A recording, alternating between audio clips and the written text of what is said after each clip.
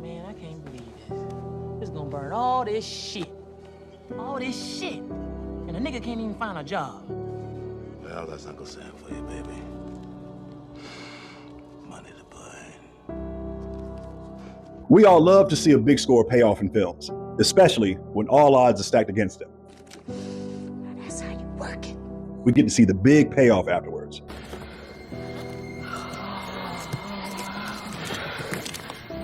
However, sometimes when we see the money, there is no rejoicing, just the sad aftermath of the score's pain, the grief, and all the messages behind it. Now, in the case of dead presidents, we literally get the message within the money. Now, how many of you noticed the Bible as the camera panned over? The pages are turned to the book of Proverbs 11 through 13. Did Cleon put it there because of the guilt that he's going through? And which verse or verses did he have in mind? So let's explore just some of the messages here, and we're going to see which one fits. Proverbs 11:2. When pride cometh, then cometh shame, but with lowly is wisdom.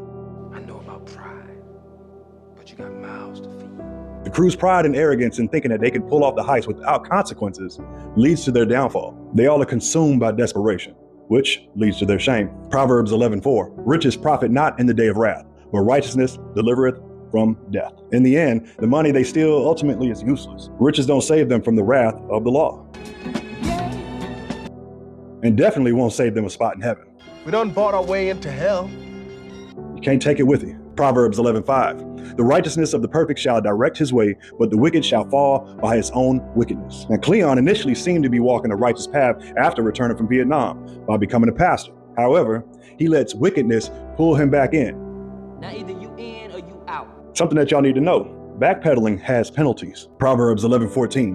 Where no counsel is, the people fall. But in the multitude of counselors, there is safety. See, the crew doesn't have wise counsel. They act out of desperation. Anthony had plenty of wise counsel within his family, but ignored them.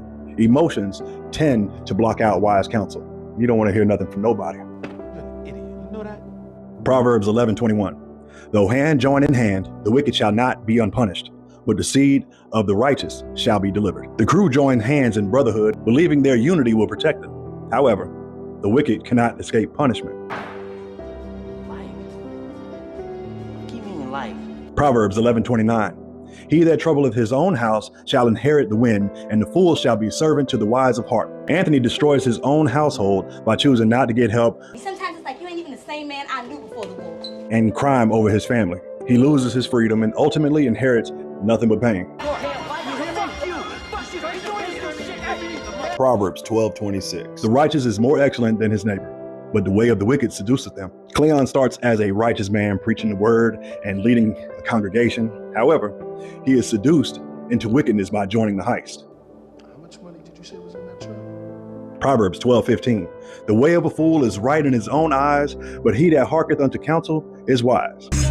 That shit rhyme, nigga. Anthony refuses to listen and get help. He believes robbing the money truck is the only way out, despite the clear dangers. In Cleon, he ignores his own better judgment. He knows robbing the armored truck is dangerous, yet he convinces himself he can still serve God while participating in the crime. No man can serve two masters.